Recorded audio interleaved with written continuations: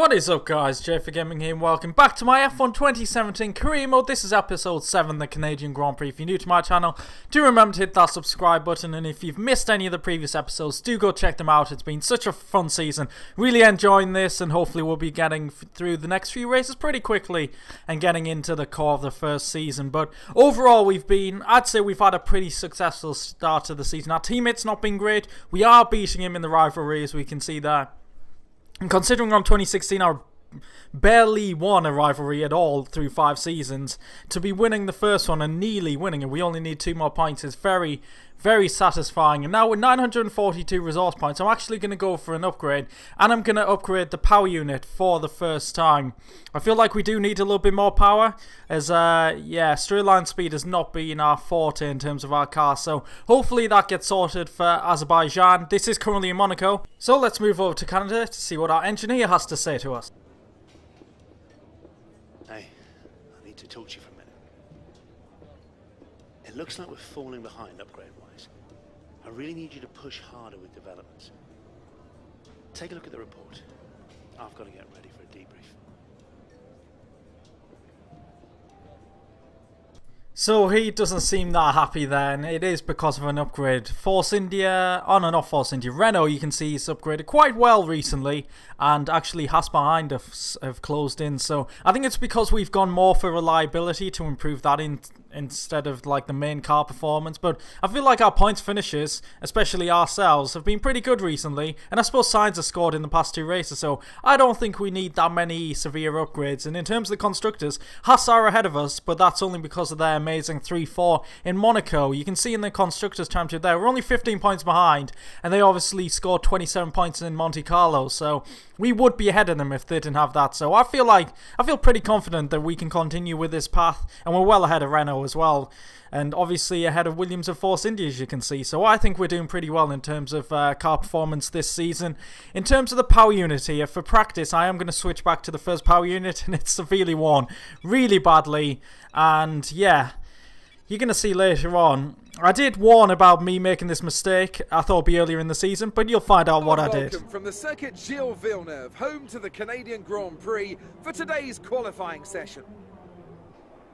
And as we wait, poised for the start of what will hopefully be a thrilling qualifying, why don't you tell us, Anthony Davidson, about the things you can do to really get the most out of a car in a session like this?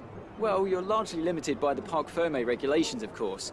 Back in the old days, pre-2004, you'd work on both a qualifying setup and a race setup over practice, and then swap them over after qualifying. So the race car was quite different at times to the qualifying car. Nowadays, though, you have to find a compromise that works for both.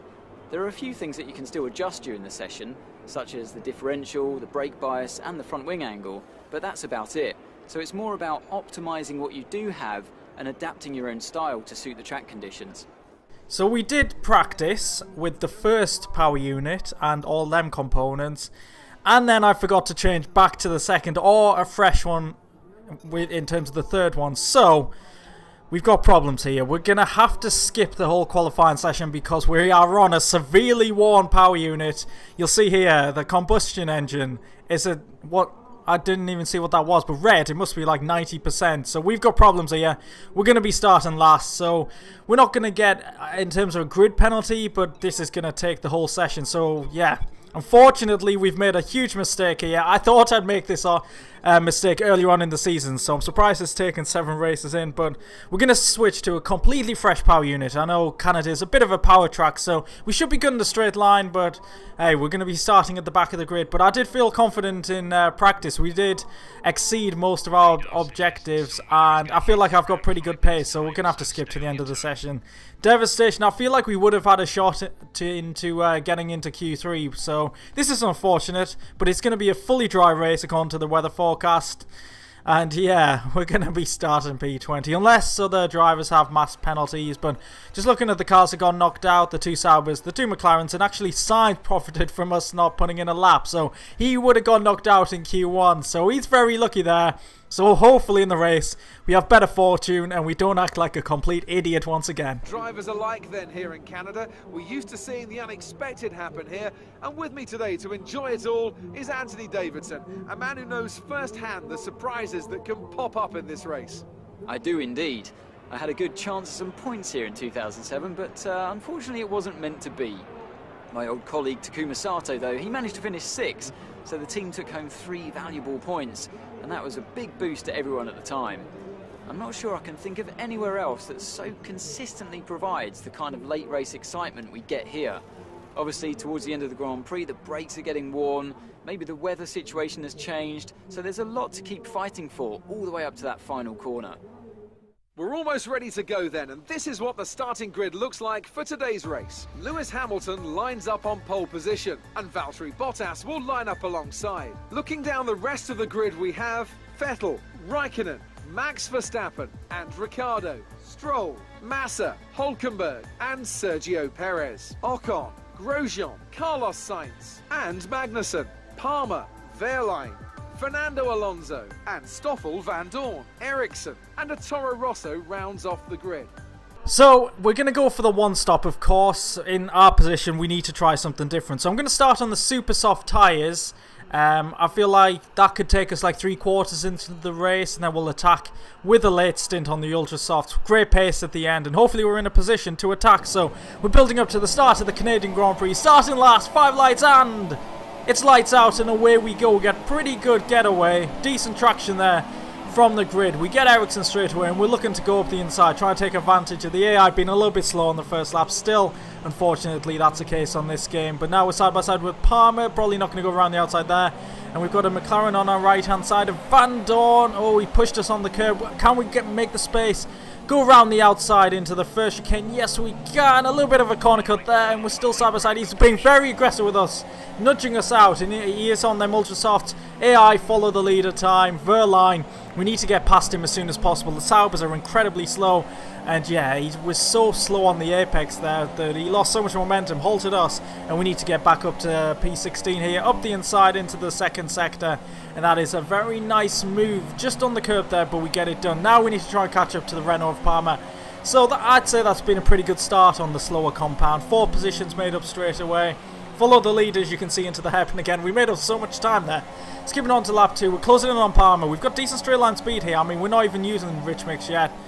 And I think we might be able to set up a move. If we can get a decent run through the wall, the final chicane, and then avoiding the wall of champions, we've got to run on Palmer. He's going on the racing line to defend. We're going to try and go round all the way around the outside into turn 1, and that is what I like to see. A clean move, getting the best of Palmer, and Renault are closing in. Oh no, they're ahead of us in terms of performance, so to be overtaking one of them with ease like that is a satisfying feeling, got to say. Lap 4 now, and there is a bit of a train forming. I could take a bold prediction and say it's Lance Stroll at the head of this. It usually is. And once again, it's a case of AI not defending. This really annoys me. It really does. I can't believe it's not been sorted out for this game. I mean, the AI are a vast improvement on 2016, but they really are still dumb and just don't defend. And the AI, and we can just take advantage of the AI every time. We're now on the back of our teammate, and looks like he's stuck in this train once again, and Grosjean looks like he's going for the overtake into the hairpin, so we can't go for a dive bomb and take all 3 of them up the inside. But I was feeling pretty confident if we can get decent traction, which I had been getting in practice, out of the hairpin, then we should be able to go for the overtake. Bit of rich mix, we're a bit low on fuel, but we can make that up later on. DRS, can we go for the move? Sainz goes to the left. I'm thinking I'm going to make this 3 wide, go for the right. Can we make it a double overtake into the final chicane? This is going to get far too close. I think we've made it. No, this contact, back end into the wall, this carnage. I've seen a car in the wall, and I think Hülkenberg might be out of the race. I've got a feeling his suspension broke there, but I thought there was an opportunity for the double overtake. This might look very messy. Our back end hits the wall of champions there. Unfortunately, we're not a champion yet, but on board with Sainz now. He has absolutely nowhere to go. There's no chance to go 3 wide through here. It's difficult enough. 2 wide. Oh, Hülkenberg gets a nudge. Broken suspension into the wall. He is a little bit unlucky there. I think Sainz broke his front wing, so we have kind of screwed our teammate there, but no one was backing out there. In my opinion, that's a racing incident.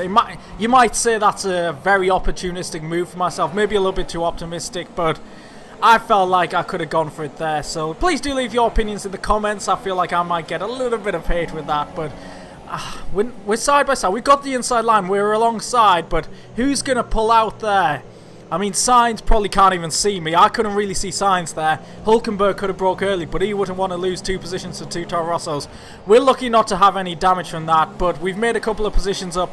Hulkenberg is out, so I do apologise if you think that was a bit of a dirty move on my part, but I thought I was worthy of going for it. So, lap 5 now. We're in P12. Sandwiched by the 2 Haas's again. Of course, we battled with them so much this season. We're just a couple of seconds behind Grosjean, so we're not far from the top 10 as my teammate is in the pits. He's made it all the way around with no front wing, so I have ruined his race a little bit, but he did get a bit unlucky with Hulkenberg coming back at him and putting him into the pit wall. But overall, I'm feeling pretty good, and yeah, to be in P12, we're not that far away from the points. I feel like I don't really want to say that P8's our target because we finished P8 in the past 3 races and 4 times this season, but yeah, P8 could be our target. So we continue on to lap 16. There's actually a yellow flag ahead. It looks like someone stopped into the final chicane there, and we look at the replay, and I swear Lewis Hamilton's season has been an absolute disaster. He locks up going into the final chicane, and he just stops. I mean, again, AI logic. I know he's trying to let the other drivers through to not cause any problems, but wow, he's caused a virtual safety car, and now he's pretty much at the back of the pack. So he started on pole. But again, what the hell are you doing, Lewis Hamilton? I've said that a few times this season. He's just really having a bad season. It's like so much different compared to real life, you've got to say. But now, ahead of us, we are chasing down a couple of cars that are battling quite hard. And yeah, unfortunately our teammate has retired. So the contact, I don't feel as bad for the contact earlier on now because he did have engine issues, so he's out the race in a difficult area, I've got to say. I think in real life there might have been a full course safety car there, but I suppose it's just after the last virtual safety car, so I think that programming's still in the game for this year. Massa, he's into the pits now for his first pit stop as we just bunny hop over the final chicane. I'm just getting used to it. Still very tricky. I just want to take so much speed through there, avoid the wall of champions and not corner cut at the same time. So up to P8 now as the first drivers on the Ultrasofts make their pit stop. I've got a feeling some of them might be going for 2 stops, so yeah, we might be battling them later on in the race. Depends how we can make this 1-stop work. But oh, bit of a struggle there, bit of oversteer as we took too much curb. And now Kimi Räikkönen, who's made his first pit stop, is on the prowl, and I don't fight this at all. Just let him go up the inside.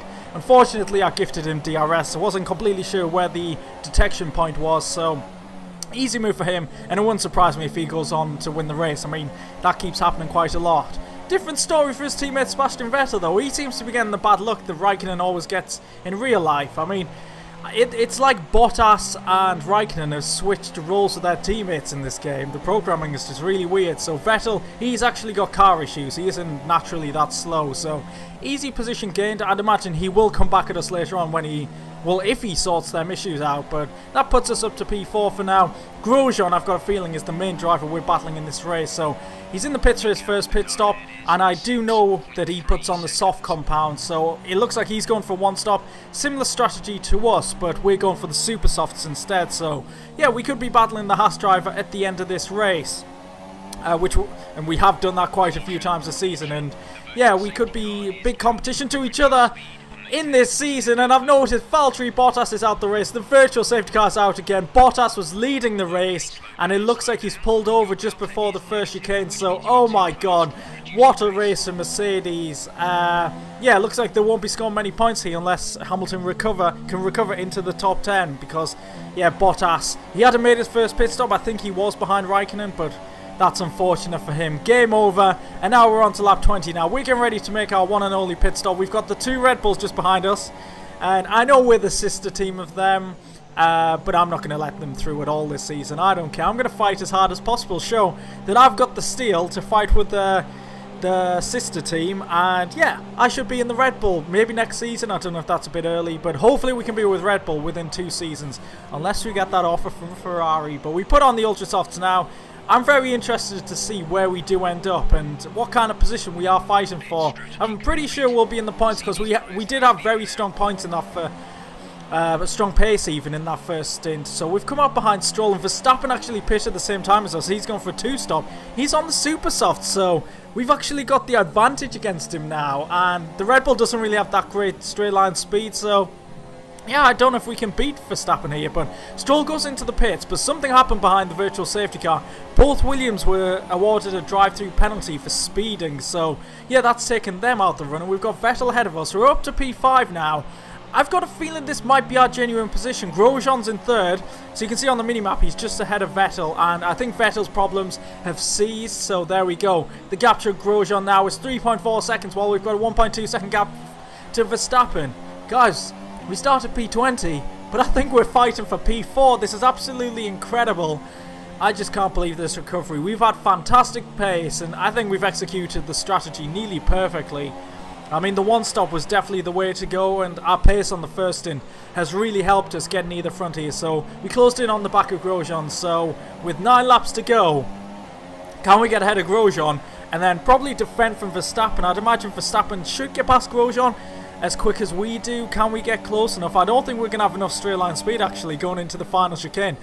I'm so used to having great straight line speed on career mode, but not so much in this Toro Rosso. As Grosjean doesn't get a great exit there, we're going to try and get down the outside and then the inside into turn 1, and yes we do. Later on the brakes, much better tyres, so much more grip, and there we go. I don't expect Grosjean to come back at us because tyre wear isn't that effective or big of an issue around here. So yeah, I'm kind of surprised Grosjean went on the softs. He probably could have gone on the super softs, but what I need right now is Grosjean to hold up Verstappen and be kind of like my rear gunner. That would be absolutely perfect. So of course we're absolutely nowhere near the top 3. They're just far too quick for me to compete with, and Verstappen's actually just got past. So with 5 laps to go, how far back is the Red Bull? 3.5 seconds, so we did lose quite a bit of time behind Grosjean, and this is going to be a battle all the way to the end. I'm pretty sure about that. So now we've got 3 laps to go. There's a yellow flag just behind us. Looks like someone's got problems. Who is it though? That is the key thing. Is it Verstappen? Is it Grosjean? There's a Force India in there as well, so the Force India goes to the overtake on Grosjean, and it's Romain Grosjean. Unfortunately for him, he put in a great performance to be fighting for P4. But in terms of the drivers' standings and constructors, that's good news for us. And now we're on the final lap now. Verstappen is right behind us. He's only just caught up to us. We've had really good pace. But I think him being on the super softs means he just can't close in on us. And even with DRS, he just can't go for the overtake. So he's getting closer and closer as we get to the final chicane. Just keep it calm, keep it cool, keep it out the wall. And that's a decent run. We should be okay. We're coming to the line. And it looks like we're going to end the Canadian Grand Prix in P4, starting P20. What a brilliant race. A great win then for the Maranello team today.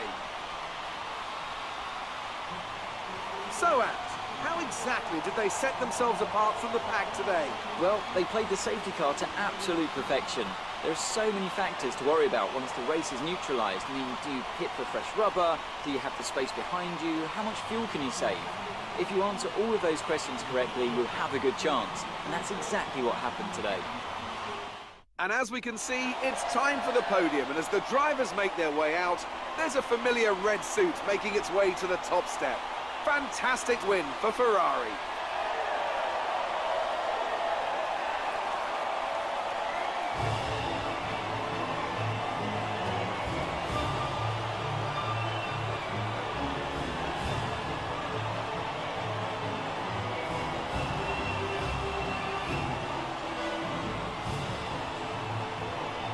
Oh man, what a performance that was. That's absolutely incredible to start P20 and end up P4. I know some drivers did have problems, and quite a lot of drivers went for a 2-stop, which didn't seem to work, but I feel like the car just felt brilliant around here, and with a couple more upgrades, we could really be fighting for serious positions. So Raikkonen wins, of course, as he always does, but you can see the 1-stoppers did a lot better than the 2-stoppers there.